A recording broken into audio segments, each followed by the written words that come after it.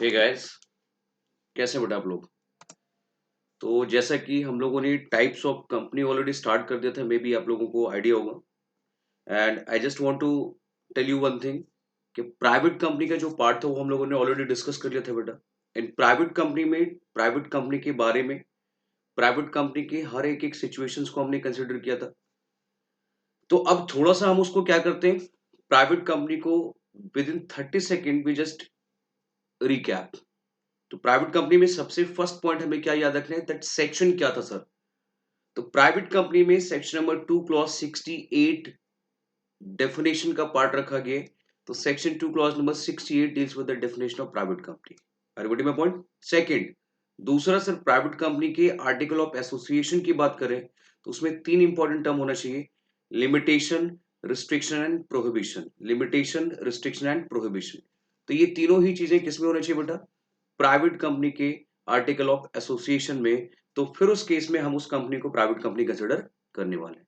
उसके बाद second part हमने कुछ उसके इंपॉर्टेंट टर्म्स पढ़े थे, तो वो आपको ध्यान में रखना है कि मैक्सिमम कितने मेंबर्स हो सकते हैं, मिनिमम कितने मेंबर्स हो सकते हैं। तो ये सब कुछ हमने डिस्कस किया था। नेम के एंड में प्राइवेट लिमिटेड वर्ड यूज करना है। तो these are the different different parts जो हमने ऑलरेडी डिस्कस किए। तो आज सबसे पहले मैं जो टॉपिक स्टार्ट करने वाला हूं उसका नेक्स्ट पार्ट, क्योंकि देखो प्राइवेट कंपनी की डेफिनेशन यदि समझ में आ गई तो नेक्स्ट पब्लिक कंपनी अपने आप ही समझ में आएगा। एंड फिर उसके बाद हम ओपीसी की बात करेंगे। But I just want to tell you one thing, OPC के बारे में बहुत ही लिमिटेड टर्म यहाँ पे मैं डिस्कस करूंगा, क्योंकि जब हम लोग इनकॉर्पोरेशन का चैप्टर डिस्कस करेंगे बेटा तो वहां पे ओपीसी का पूरा एस्पेक्ट रूल नंबर 3 में आने वाला है। तो यहाँ पे we just give the introduction of OPC, but in detail we'll discuss in rule number 3। तो वहां पे रूल 3 में हम उसको completely क्या करने वाले हैं, we have to go through। is it clear for all of you? तो चलिए let's begin with the topic। तो start करते हैं यहाँ पे। and here we have a provision regarding provisions relating to public company। तो आज का जो हम लोगों का पार्ट है बेटा वो हम पब्लिक कंपनी का पहले यहाँ पे डिस्कस करने वाले हैं। एंड पब्लिक कंपनी में सबसे फर्स्ट यहाँ पे मैं डेफिनेशन के एस्पेक्ट की मैं बात करूं, it's a definition of public company. तो सबसे फर्स्ट ये आता है कि sir you just tell me one thing, section कौन सा है। तो सेक्शन नंबर 2 क्लॉज नंबर 71 में पब्लिक कंपनी की डेफिनेशन रखी गई। Is it clear for all of you. तो सेक्शन नंबर 2 क्लॉज नंबर 71। अब पब्लिक कंपनी में फिर लॉ मेकर ने सेक्शन 2 क्लॉज नंबर 71 में क्या डिफाइन किया। पहला पॉइंट तो ये बोला गया बेटा, public company means a company which is not a private company. तो इसका मतलब है सर हम लोगों को प्राइवेट कंपनी की डेफिनेशन पता होनी चाहिए पब्लिक कंपनी की डेफिनेशन को पढ़ने से पहले। एंड जो हम लोगों ने ऑलरेडी सेक्शन 2 क्लॉज नंबर 68 में डिटेल हमने डिस्कस कर लिया बेटा।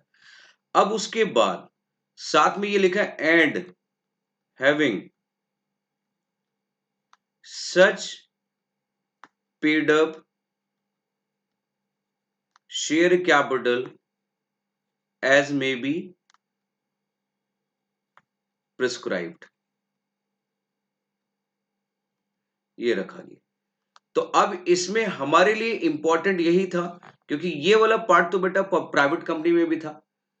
तो हमारे लिए रेलेवेंट ये है कि सर यहाँ पे हम प्राइवेट कंपनी को एक्सक्लूड कर देंगे तो रेस्ट ऑफ द कंपनी कौन सी मानी जाएगी, पब्लिक। तो पब्लिक कंपनी के लिए हमारे पास इंपॉर्टेंट एस्पेक्ट जो था हमने डिस्कस कर लिया, and that is definition of private company. Next, हाँ दूसरा जो पार्ट है वो यहाँ पे रेलेवेंट है। दूसरा जो एस्पेक्ट है यहाँ पे वो रेलेवेंट है। तो दूसरा क्या कहते हैं यहाँ पे, तो उसको यहाँ पे इंटरप्रेट करके मैं लिखने वाला हूं यहाँ पे, ऑल्सो इंक्लूड। ऑल्सो इंक्लूड यहां पे लिखा है a company which is a subsidiary of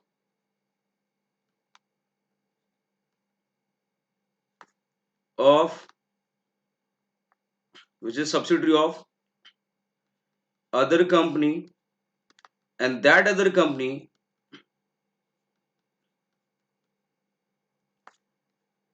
is not a private company.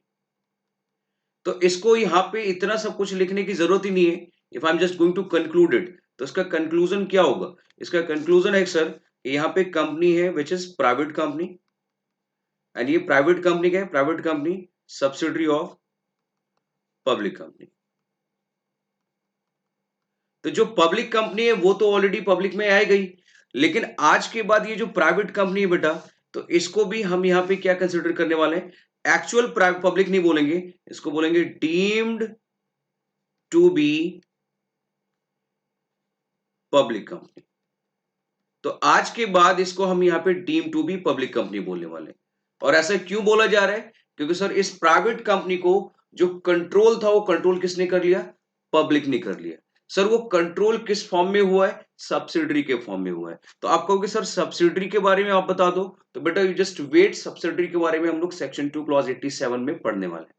तो section 2 clause number 87 companies act में पूरा कॉन्सेप्ट ऑफ सब्सिडरी के बारे में रखा गया।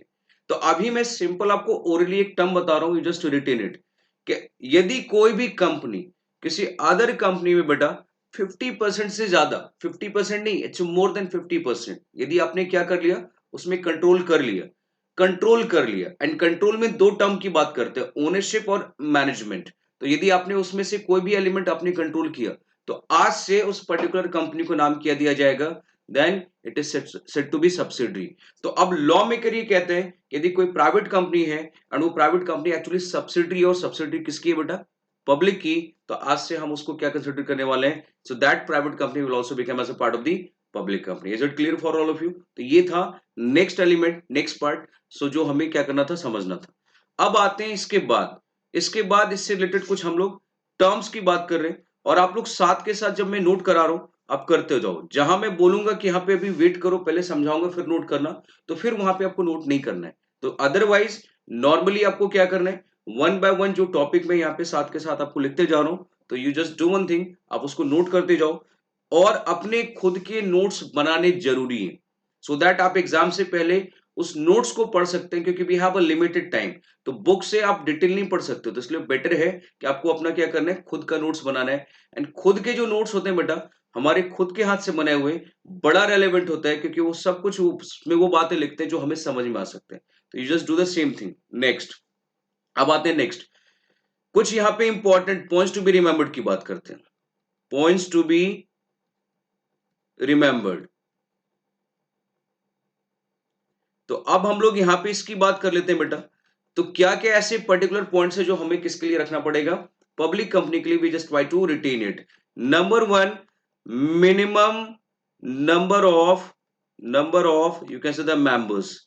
तो पब्लिक कंपनी में कम से कम कितने मेंबर्स होने चाहिए? 7। And if I am talk about the and maximum number of members, and maximum number of members की बात की जाए बेटा, मेंबर्स ओवर देयर, तो उसमें आएगा अनलिमिटेड। तो यहां पे किसी भी नेचर का कोई लिमिटेशन नहीं है, मतलब सिंपल वर्ड में नो लिमिट। तो इसका मतलब है कि सर यहां पे कोई मैक्सिमम रिस्ट्रिक्शन, लिमिटेशन का कोई एलिमेंट यहां पे गवर्नमेंट की तरफ से, लॉ मेकर की तरफ से नहीं रखा गया। उसके बाद अगले पॉइंट में, पब्लिक कंपनी में मिनिमम डायरेक्टर्स की बात करें बेटा, तो मिनिमम डायरेक्टर्स कितने होने चाहिए? 3 होने चाहिए। तो प्राइवेट में 2, बट यहाँ पे 3। But I just want to tell you one thing, यहाँ पे मेंबर्स आपके 7 है। तो अब उस 7 में एक बात तो कंफर्म है कि 3 डायरेक्टर कौन बनने वाला है? So they have to decide, they have to make a decision that out of all 7 persons over there, who will become the directors. तो इसलिए यहाँ पे 3 में ये नहीं बोलेंगे जो प्राइवेट कंपनी में कि सर यदि 2 ही मेंबर हैं तो वही 2 डायरेक्टर बन जाएंगे। आंसर इज नो, क्योंकि here we have 7 person act as a member. तो वहां पे हम ये नहीं बोलेंगे कि सर वहां पे वो सबके सब डायरेक्टर बन जाएंगे। Answer is no. तो here we have a 3 criteria. हाँ, बाकी यदि नहीं अपॉइंट हुआ तो क्या होगा, विल डिस्कस लेटर। वो डायरेक्टरशिप का जब मैं पार्ट पढ़ाऊंगा सेक्शन 149 ऑनवर्ड्स, जो कंपनीज एक्ट का पार्ट है, तो उसमें वो सारी चीजें कहीं ना कहीं रखा गया। तो वो 149 ऑनवर्ड्स बेसिकली तीनों ही प्रोफेशन में कहीं ना कहीं रखा गया। अभी किसी में इंटर लेवल पे होगा, एग्जीक्यूटिव लेवल पे होगा, किसी में प्रोफेशनल लेवल पे होगा, it's a different part. But हमें कॉन्सेंट्रेट सब कहीं ना कहीं उस पर करना है। तो अभी के लिए हम बात कर रहे हैं सर यहाँ पे 3 डायरेक्टर्स की कॉन्सेप्ट की बात कर रहे हैं, so which we need to understand. Next, shares are freely transferable. तो प्राइवेट कंपनी की जो शेयर्स है बेटा वो फ्रीली ट्रांसफरेबल है, and therefore can be listed over therefore can be listed over STX. It's basically recognized stock exchange. And in India, we have two important recognized stock exchange. It's a BSE and NSE, you know very well. So that's why the term is to be what? It's a recognized stock exchange. तो वो आपका already पता है आप लोगों को कि BSE और NSE की बात करते हैं. तो basically वो दो आपके recognized stock exchange हैं बेटा. अब हम लोग बात करेंगे नेक्स्ट. तो ये आपको पब्लिक कंपनी में क्या करना है, कुछ स्पेसिफिक टर्म है which we need to understand. Last point, name of public company must end with the word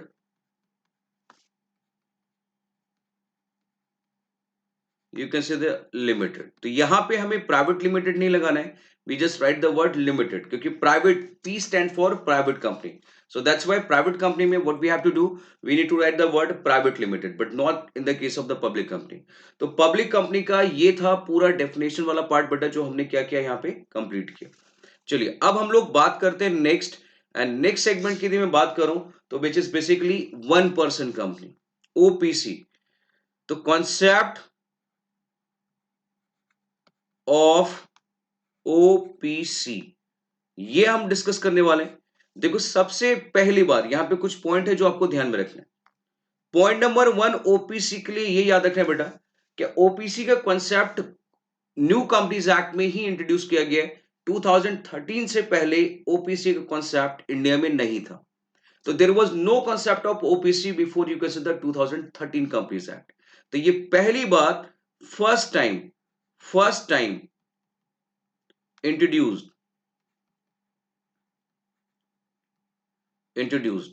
तो पहली बार ये इंट्रोड्यूस किया गया, और वो किस में किया गया बेटा, इन कंपनीज एक्ट 2013. अच्छा, अब ये जो इंट्रोडक्शन हुआ ये किसकी वजह से हुआ? This is only, all credit goes to J Irani, J Irani committee. तो अब आप कहोगे सर ये कमेटी क्या है? कंपनीज एक्ट बनाने से पहले एक ग्रुप फॉर्म किया गया था गवर्नमेंट की तरफ से, एंड उस ग्रुप को ये बोला गया था जो कंपनीज एक्ट बनाया जा रहा है. तो कंपनीज एक्ट अभी नया किस तरीके से होना चाहिए, क्या क्या उसमें स्पेसिफिक टर्म्स होने चाहिए, क्या क्या प्रोविजंस नए होने चाहिए. तो इसके लिए एक ग्रुप ऑफ पर्संस का एक कमिटी बनाया गया. तो committee is nothing, it's a group of persons. And उस ग्रुप ऑफ पर्सन में एक पर्सन को हमेशा क्या करते हैं, चेयरपर्सन बनाते हैं उस पूरे कमेटी का, पूरे ग्रुप का. एंड आज के बाद वो कमिटी जो है बेटा वो उस पर्टिकुलर चेयरपर्सन के ही नाम से जाना जाता है. तो हम यदि बात करें किसके regarding, if I am talking about the term regarding the companies act 2013, तो उसके लिए जो कमिटी बनाया गया था, so that was J Irani committee. It's Jamshed J Irani committee. तो इसका मतलब क्या है कि sir J Irani committee was the chairperson of the committee.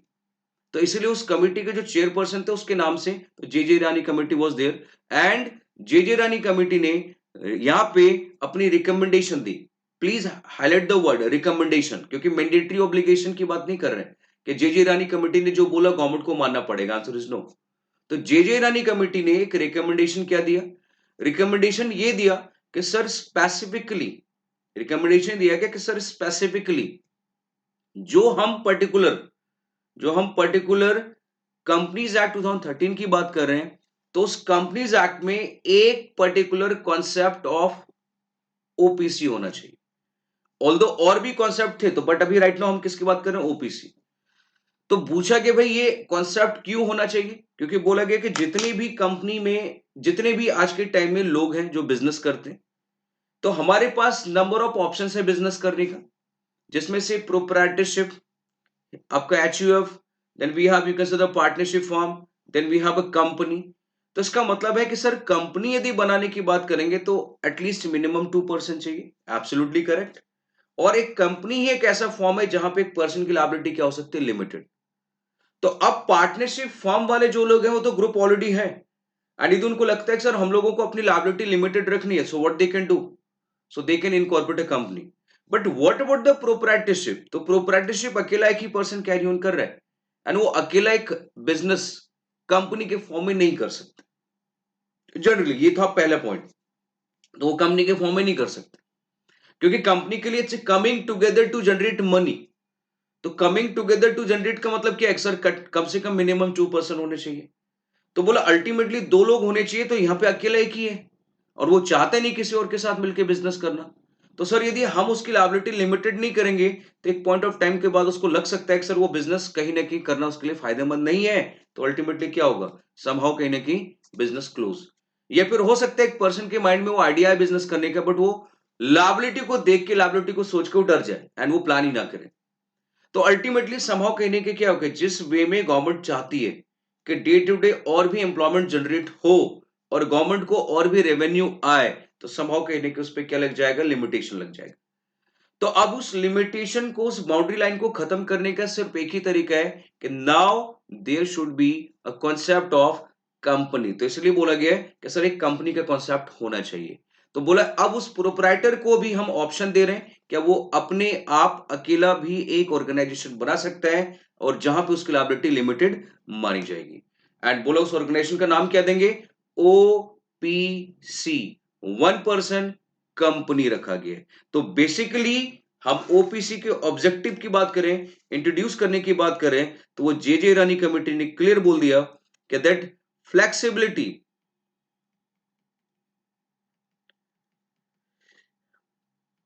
is going to be provided to an individual। और क्या फ्लेक्सिबिलिटी है बेटा? फ्लेक्सिबिलिटी क्या है? To carry on the business with limited liability without associating any other person।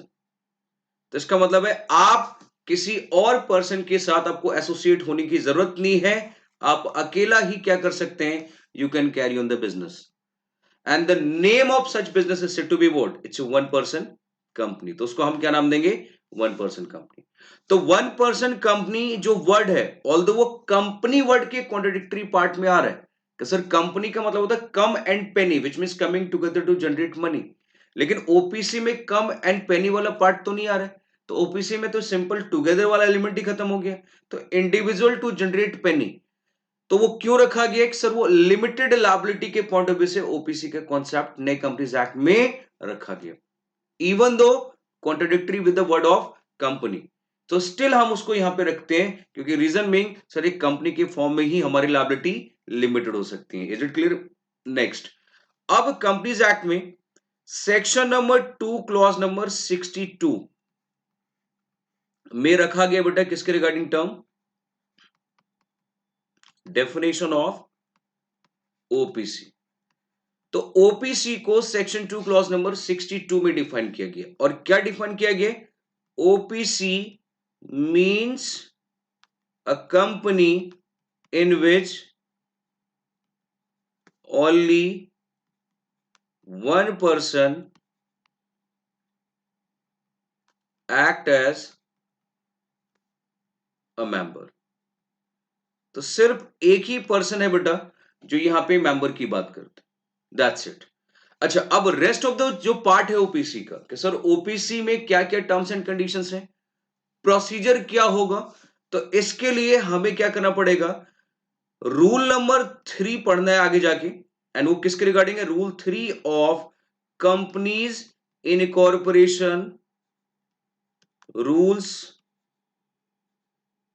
2014।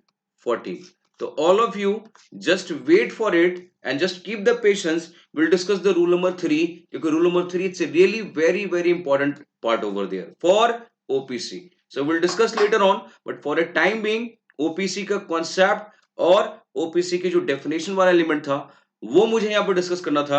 And I hope, मैं उम्मीद करता हूँ ओपीसी वाला पार्ट समझ में आ गया होगा.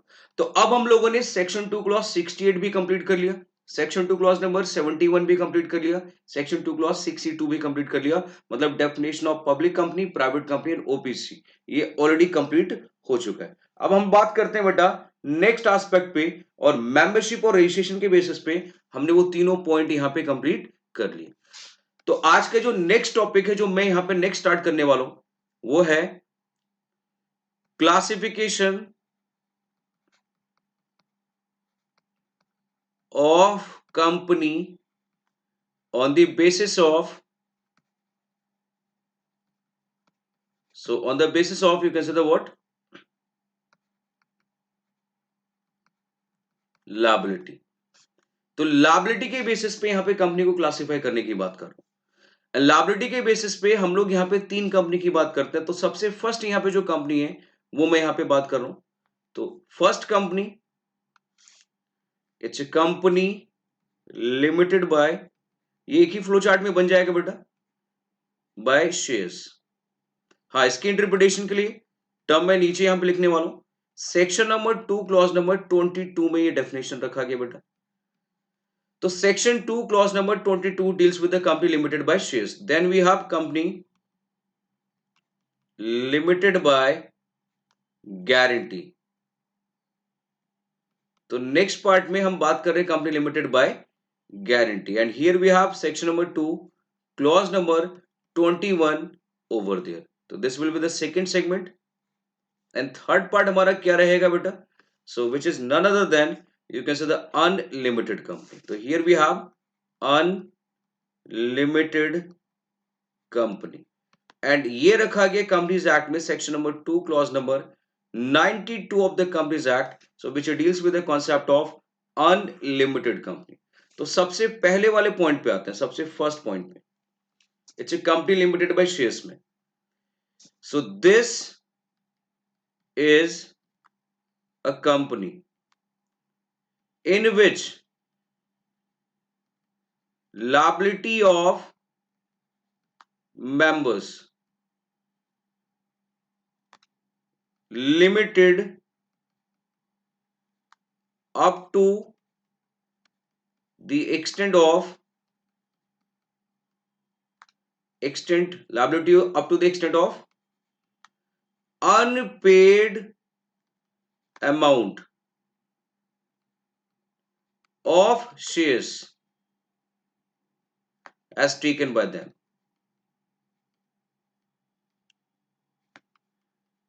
तो इसका मतलब यहां पे जितने नंबर ऑफ शेयर्स हमने लिए बेटा, तो सिर्फ उस नंबर ऑफ शेयर्स पे जितना अमाउंट अभी क्या है बचा हुआ है, जितना पे कर दिया उसकी बात नहीं कर रहे हैं. The amount still remain over there to pay. So that's why up to that extent हमारी लायबिलिटी मानी जाएगी. अभी इसकी इंटरप्रिटेशन में यहां पे देने वाला हूं, बट उससे पहले आई जस्ट वांट के ये तीनों पॉइंट पहले लिख के कंप्लीट कर लेते हैं. अब आते हैं सेकेंड पार्ट में. तो सेकेंड में यहां पे क्या लिखा है कि this is a company where the liability of members limited up to the extent of guaranteed amount as given by whom? By the members. तो जितने अमाउंट की आपने गारंटी दी है, जितने अमाउंट के लिए आपने गारंटी के लिए प्रॉमिस किए, वो आपकी यहां पे लायबिलिटी कंसिडर की जाएगी. ये हो गया सेकेंड. थर्ड में बेटा, थर्ड में in this case liability of members, liability of will remain, you can say, the same as of company. तो जो कंपनी की लायबिलिटी है वही मानी जाएगी। बट यहां पे सबसे इंपॉर्टेंट पार्ट है, इट में however be noted that, it may however be noted that the creditors cannot directly claim from members। तो ये क्या करने वाले, कि ये कभी भी मेंबर से डायरेक्टली वो क्लेम नहीं कर सकते। So therefore creditors can claim from company and the company, और यदि वाइंडिंग अप में है बेटा लिक्विडेशन में, और the liquidator can claim from home, claim from, you can say the members. तो ये आपका अनलिमिटेड कंपनी में ये आपको क्या करना है, you just try to retain.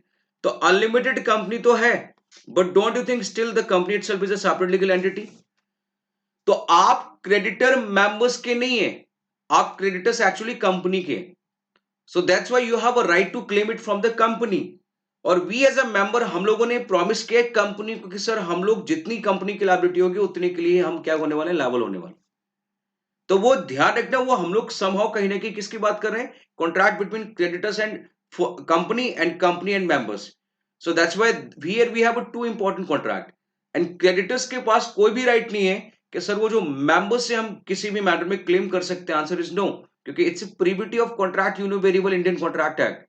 तो प्रीविटी ऑफ कॉन्ट्रैक्ट का कॉन्सेप्ट अपने आप ही अप्लाई हो रहा है कि सर कंपनी और मेंबर्स के बीच में जो कॉन्ट्रैक्ट हुआ तो उसके लिए क्रेडिटर क्या है, वहां पे स्ट्रेंजर है, थर्ड पार्टी, एंड वो किसी भी मैटर में एक्शन कंपनी मेंबर्स के अगेंस्ट नहीं ले सकते हैं। So what they can do, they can take action against the company, and company definitely take action. और कंपनी वाइंडिंग अप में है, दो लिक्विडेटर की बात करते हैं, एंड वो किससे क्लेम करने वाले बेटा, so they can claim from members. Is it clear? तो ये आपको क्या करना है, ध्यान रखना है, रिटेन करना है, क्योंकि बहुत ही इंपॉर्टेंट एस्पेक्ट है यहाँ पे।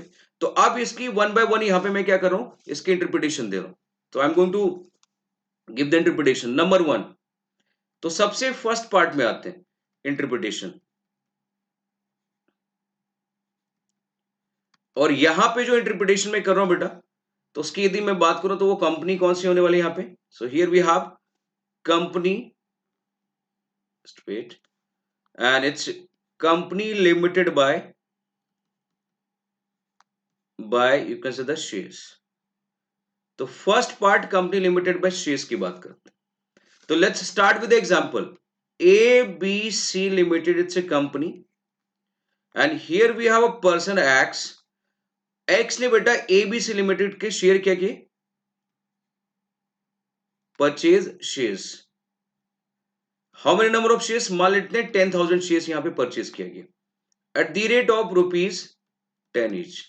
तो 10 रुपए का एक शेयर, तो टोटल अमाउंट कितना बन गया, टोटल कितना बन गया, यू कैन से दी 1 लाख। अब आउट ऑफ 10 अमाउंट पेड, जो ऑलरेडी पे हो चुके हैं, तो मान लेते हैं ₹4, दैट इज 40,000 ऑलरेडी पे हो चुका है। उसके बाद अमाउंट रिमेन अनपेड, तो यहां पे कितना हो गया 6, और वो दैट इज 60,000। तो ये 60,000 यहां पे बच गया। तो आज के बाद कंपनी की लायबिलिटी यहां पे मान लेते हैं 100 करोड़ है, इट्स ए लायबिलिटी। तो क्या यहां पे एक्स इस अमाउंट के लिए कंट्रीब्यूट करेगा, आंसर इज नो। तो इसका मतलब है इस अमाउंट के लिए no liability of X. X की कोई लायबिलिटी यहां पे नहीं है, तो सर एक्स की लायबिलिटी कितनी होगी? तो इसका मतलब है this will be the liability of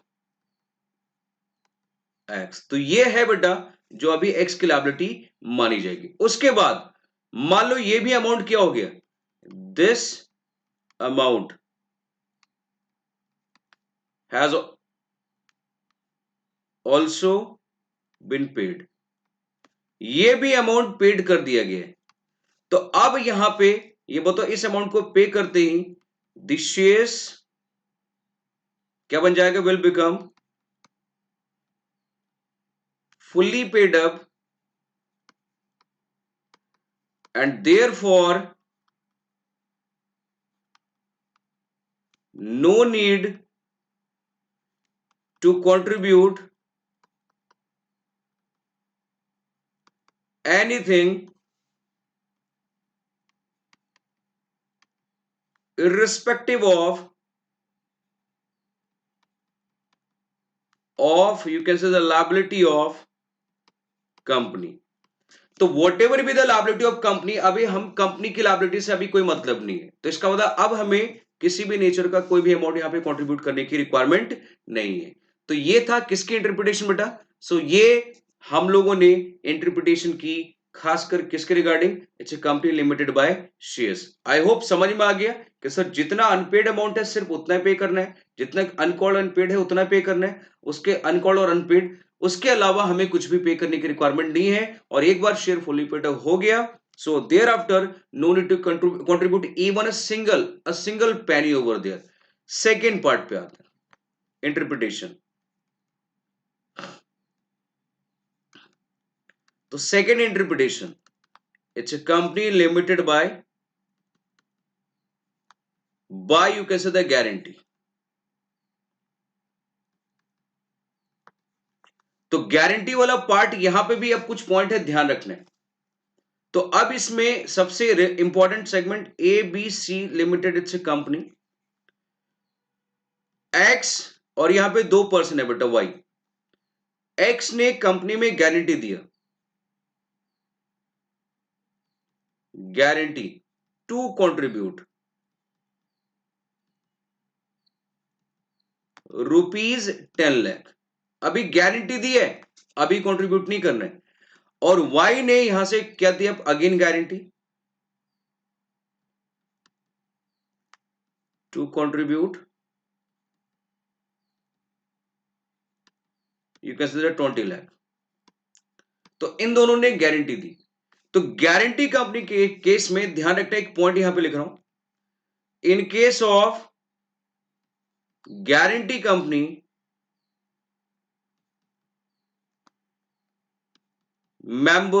the members shall be liable to contribute the amount of guarantee। कब कंट्रीब्यूट करना है बेटा, only at the time of winding up and not before.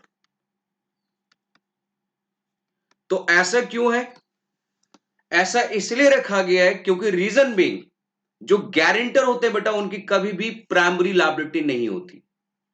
तो कभी भी प्राइमरी लायबिलिटी गारंटर की नहीं होती। तो अल्टीमेटली लॉजिकली देखा जाए तो सर समहाउ कहीं नहीं कि पहले कौन लायबल होने वाले, कंपनी। और जब कंपनी लायबिलिटी पे ऑफ करने में इनकेपेबल है तो फिर हम उस केस में गारंटर की बात करते हैं। क्योंकि नॉर्मली मैंने यदि बैंक से लोन लिया और मेरे बिहाफ पे किसी ने गारंटी दी तो इसका मतलब है पहले मुझे पे करना पड़ेगा बैंक को। और if I M not in a position to pay or if you consider the incapability to pay the amount then तो गारंटर है तो बैंक उससे क्लेम करेगी। तो इसका मतलब है डायरेक्टली यदि लॉजिकली बोला जाए कि यहां पे किसी भी मैनर में गारंटर को पहले लायबल नहीं होना है क्योंकि गारंटर की लायबिलिटी सेकेंडरी है। तो पहले कंपनी ही लायबल होगी बेटा, एंड जब कंपनी लायबिलिटी पे नहीं कर सकती है तो फिर हम गारंटर की बात करेंगे। तो इस केस में एक्स की लायबिलिटी कंट्रीब्यूट करने की 10 होगी और वाई की 20। तो अब एक बात बताओ, क्या ये अमाउंट ऑफ कैपिटल आज कंपनी में आ रहा है? Answer is no.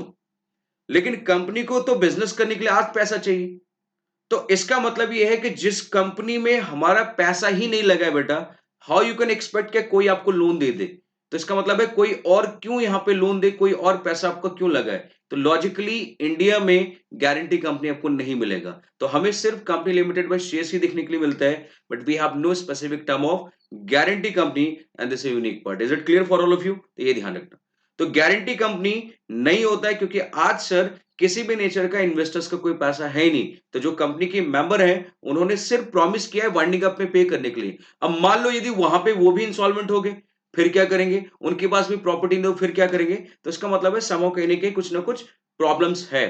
तो इसलिए लॉ मेकर ने ऑप्शन तो दिया, but in reality so this is generally not possible. तो इसका मतलब है बट आप चाहें तो कर सकते हैं, but you know very well कि हम जब हमारा पैसा ही कंपनी में नहीं है तो how anyone can contribute the money. तो इसीलिए सिर्फ और सिर्फ पढ़ने के लिए है, उसके पॉइंट ऑफ व्यू से इंपॉर्टेंट है, but in reality guarantee company आपको डे टू डे लाइफ में नहीं मिलेगा बेटा।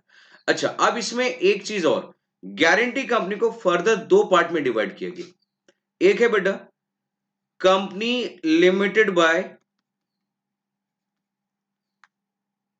Guarantee having share capital, and दूसरा है बेटा company limited by guarantee not having share capital. तो ये आपका यहां पे गारंटी कंपनी को फर्दर टू डिफरेंट अलग अलग पार्ट में यहां पे डिवाइड करने की बात बोलेगी बेटा। अच्छा, अब company limited by guarantee having share capital का मतलब क्या है? In this case members having two liability, or which one? Number one, liability in respect of guaranteed amount, तो जो आपने गारंटी दी उस अमाउंट के लिए आप लायबल हो गए। एंड दूसरा बेटा liability in respect of shares as taken. तो जो आपने शेयर लिया उसके लिए, अब ये लेकिन ये कब कंट्रीब्यूट करना है? So contribute only at the time of winding up. लेकिन ये वाला पार्ट क्या है बेटा? So company can demand at any point of time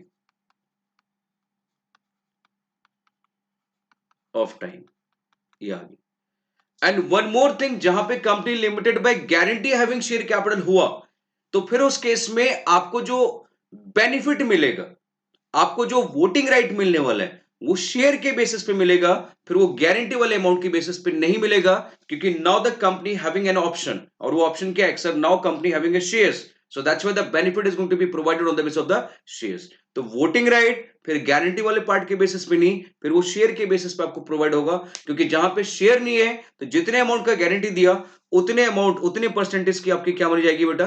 वो आपकी वोटिंग राइट मानी जाएगी। तो इसका मतलब है मान लो कंपनी में 50 लाख की गारंटी है और मैंने 10 लाख दी है गारंटी, तो इसका मतलब वो 50 लाख का 10 लाख कितना परसेंट होगा? उतने परसेंट का मेरा वोटिंग पावर माना जाएगा। लेकिन यदि कंपनी में शेयर है तो फिर उस केस में क्राइटेरिया ध्यान रखना कि उस केस में क्या होने वाला है sir? At that point of time जो गारंटी देने की बात हुई है तो स्पेसिफिकली वहां पे शेयर भी है, तो इसलिए शेयर के बेसिस पे हो जाएगा, और जहां पे शेयर नहीं है तो जितने अमाउंट का गारंटी दी उसके बेसिस पे। तो अब यहां पे क्या होगा? Member, so members having only single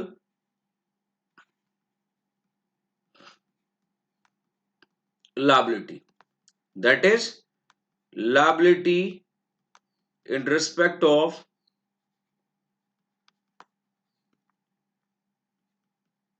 the guaranteed amount, और ये एक्चुअली कंट्रीब्यूट करना पड़ेगा कब, which is going to be contributed only at the time of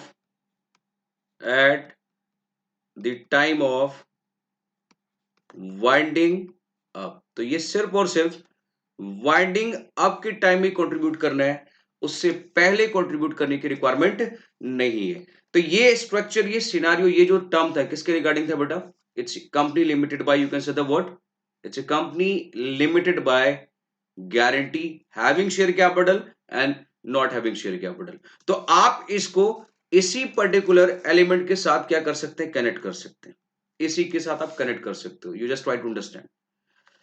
अब हम लोग एक यहां पे जो टर्म है उसके रिगार्डिंग यहां पे मैं बात कर रहा हूं, और which is none other than, अलग से स्लाइड में यहां पे डिस्कस करूंगा, अनलिमिटेड कंपनी। देखो अनलिमिटेड कंपनी ऑल्दो कंप्लीट हो चुका है, बट उसमें एक इंपॉर्टेंट जो टर्म है उसके रिगार्डिंग मैं इंटरप्रिटेशन पढ़ाऊंगा।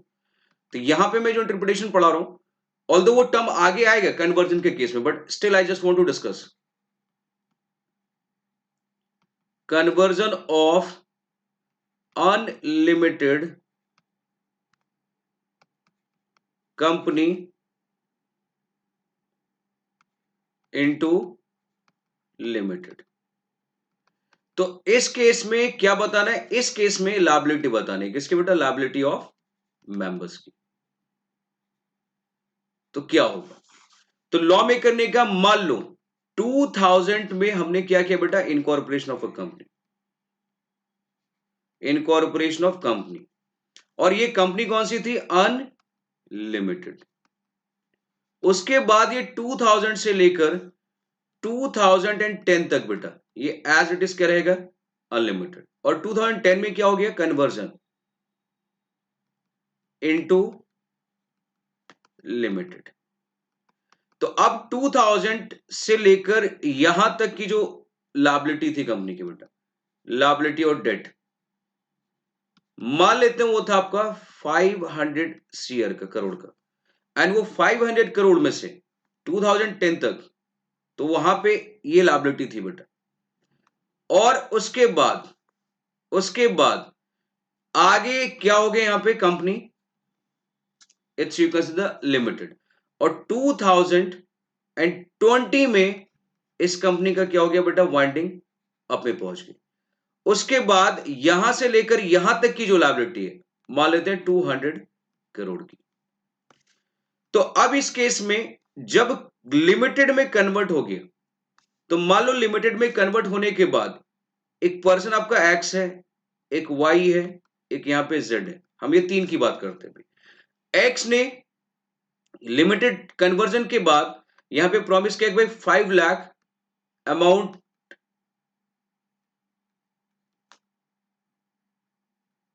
कंट्रीब्यूटेड, तो उसने बोला मैं 5 लाख रुपए कंट्रीब्यूट करूंगा। और कैसे, एज शेयर्स।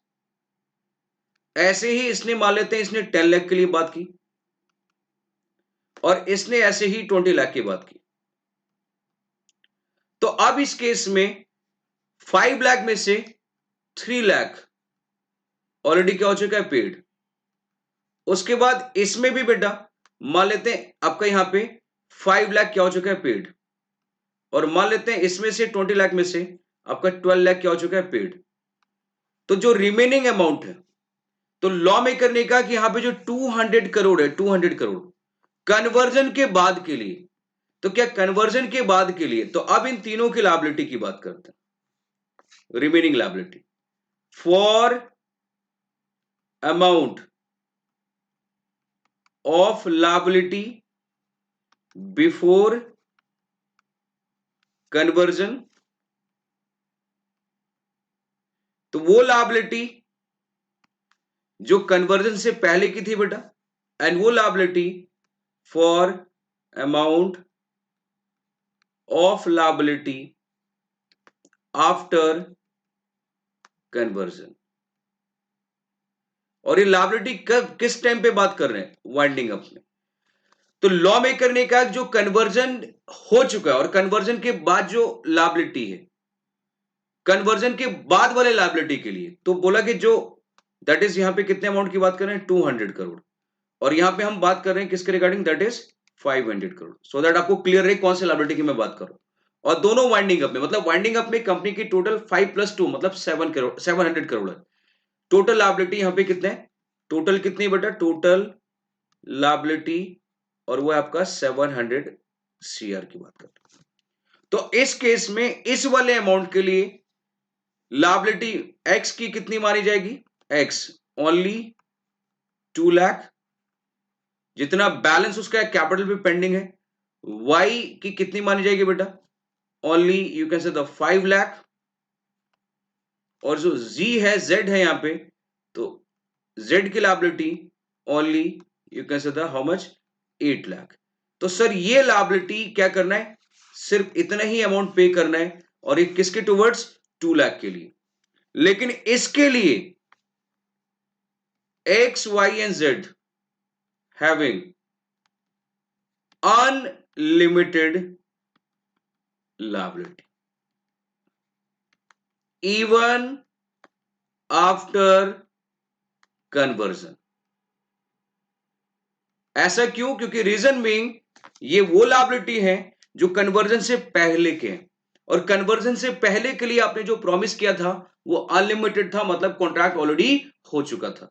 तो जो अमाउंट यदि उसका वो ऑलरेडी रीपे हो गया होता फिर तो उसके लिए लायबिलिटी नहीं होती, लेकिन सर वो अभी भी still as it is carry on है, मतलब अभी भी वो पे ऑफ नहीं हुआ है। तो इसका मतलब सर कन्वर्जन के बाद हमारी लायबिलिटी तो लिमिटेड हो चुकी है, नहीं, वो कन्वर्जन के बाद वाले अमाउंट के लिए, बट उससे पहले के लिए आपकी लायबिलिटी अनलिमिटेड थी और अनलिमिटेड रहेगी। तो इसलिए कंक्लूजन क्या लिखना है, it may be noted that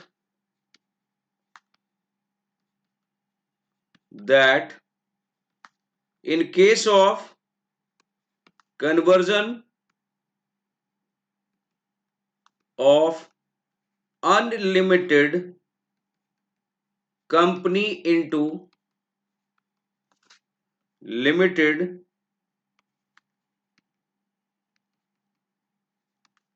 the liability of members will be considered as limited only in respect of debts incurred by the company after its conversion।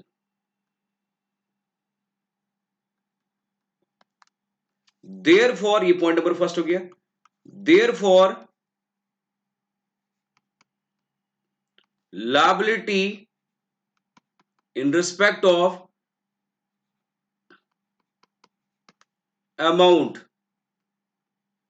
of debt as incurred by the company before, you can say the word before conversion,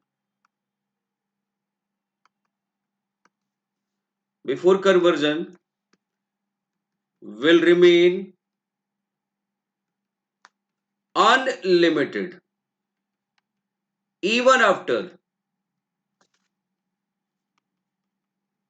conversion of